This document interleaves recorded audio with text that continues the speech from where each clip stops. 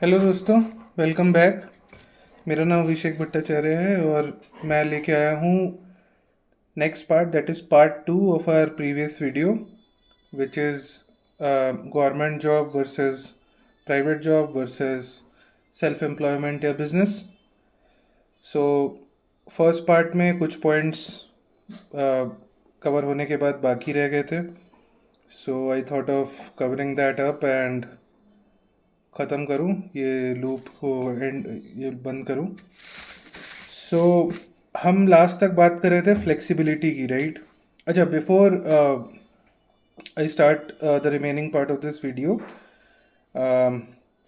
I would recommend कि part 1 आप जाके पहले देखिए, and like this video, like the previous one as well, subscribe to my channel, hit the bell icon and share the videos to your loved ones so that they can also have some clarity on these topics, right?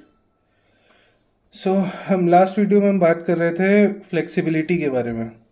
मैं बता रहा था कि private sector में आपको चीज़ें पसंद अगर नहीं भी आती हैं तो you have a lot of options, right?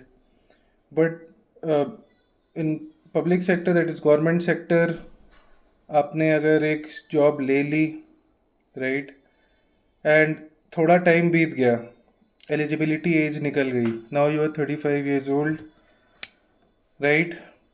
Now you don't have any other option or much option at all, ठीक है?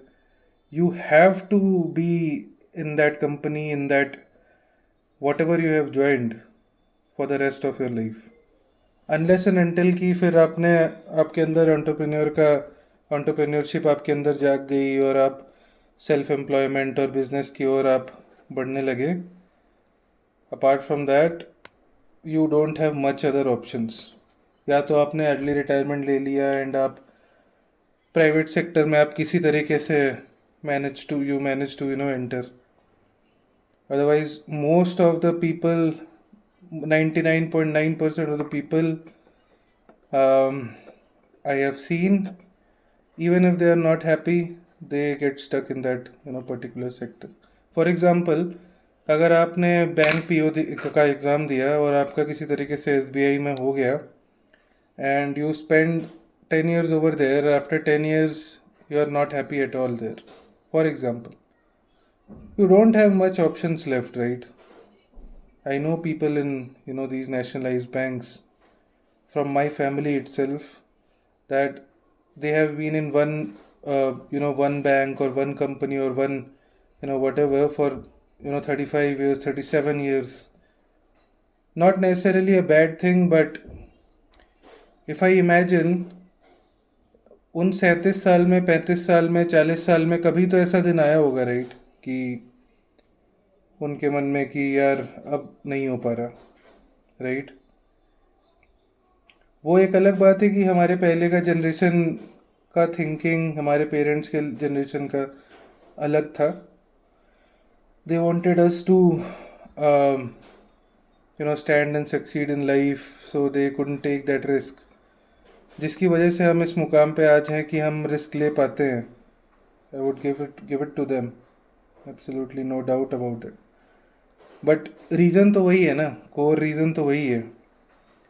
if they had a chance to switch to some other company, increase their salaries, get a better designation, get a better work profile, better job satisfaction, so they would have taken that chance, but वो chance था ही नहीं पहले।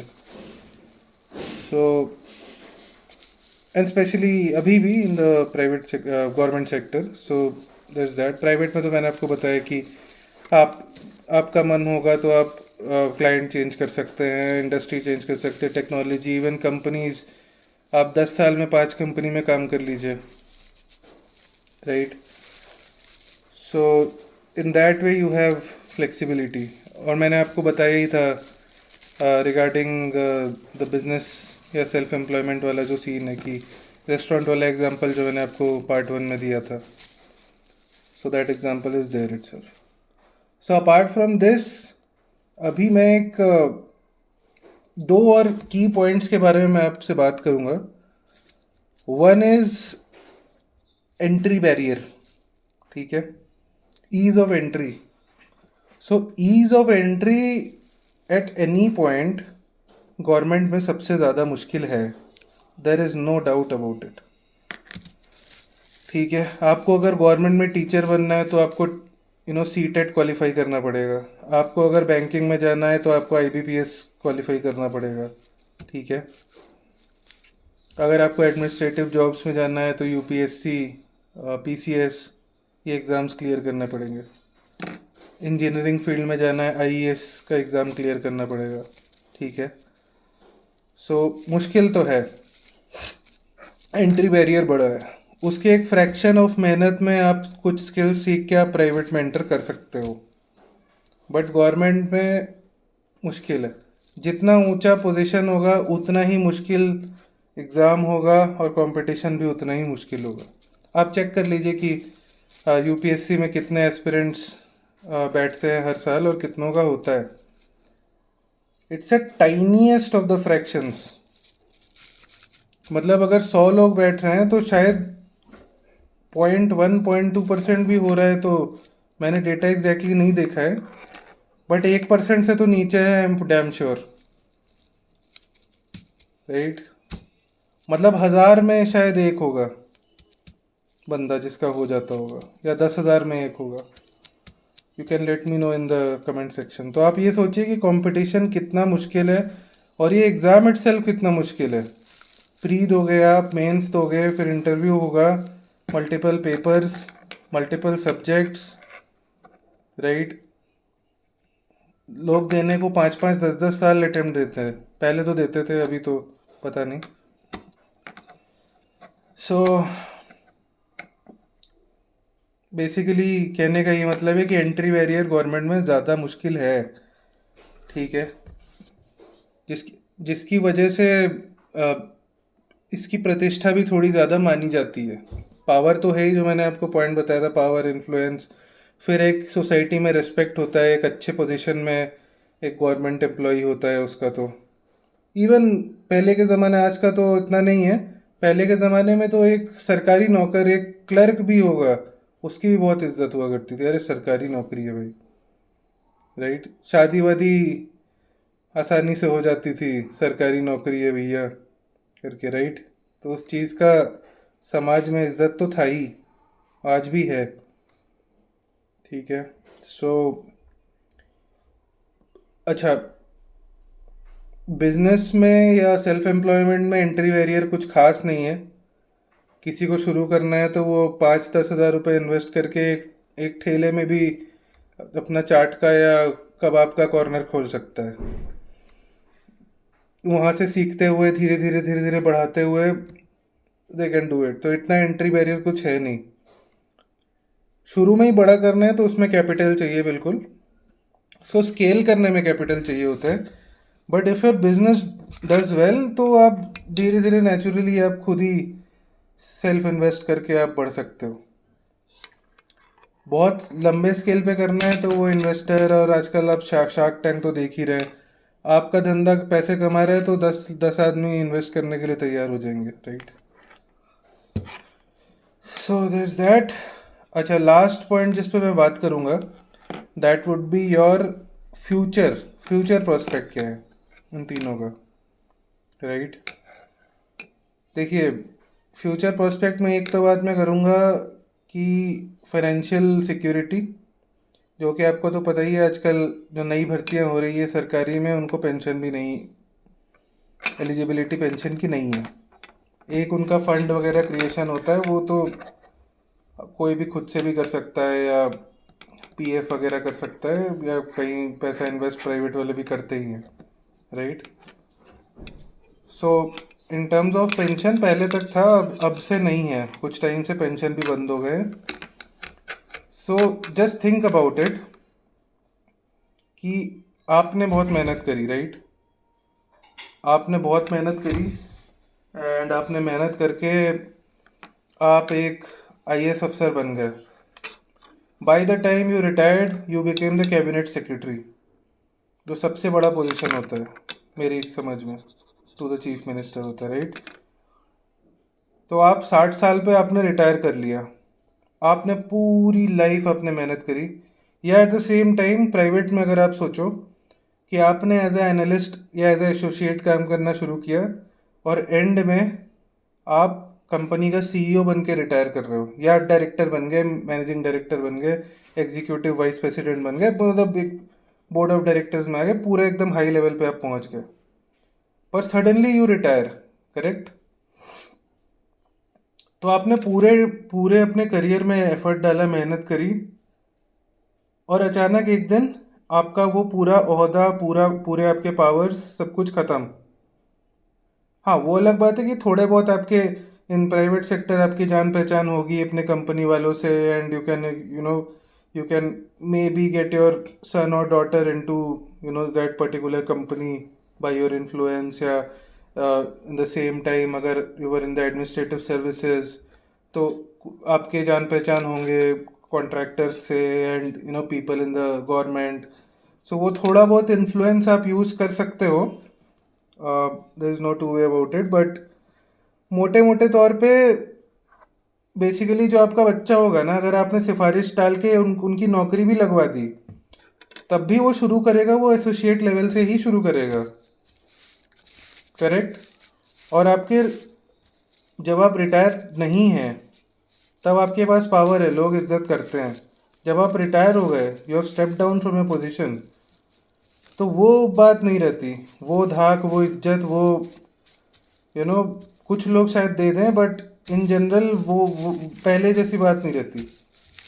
तो हो सकता है कि ये भी मुश्किल होता है कि आप प्राइवेट में स्पेशली कि आपने बहुत किस्मत साथ दे दिया कि पर्टिकुलर टीम में राइट जगह खाली है, वैकेंसी है, आपको पता चल गया कि उस टीम में वैकेंसी है, उस पर्टिकुलर टेक्नोलॉजी में है जिस टेक्नोलॉजी में आपके बच्चे को इंटरेस्ट है, फिर आपने लगाया, रेफरेंस लगाया, लगवाया किसी के थ्रू, उसने लगा दिया, इंटरव्यू हुआ, इंटरव्यू क्लियर भी बच्चे ने कर लिया।